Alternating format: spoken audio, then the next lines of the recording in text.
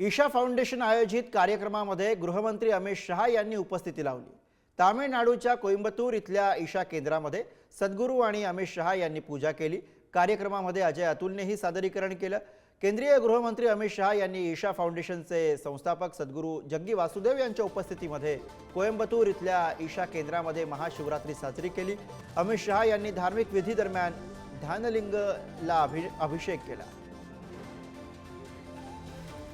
कोइंबतूर इथल्या कार्यक्रमामध्ये गृहमंत्री अमित शहा यांची उपस्थिती, सद्गुरूंसोबत त्यांनी या ठिकाणी पूजाविधी केले।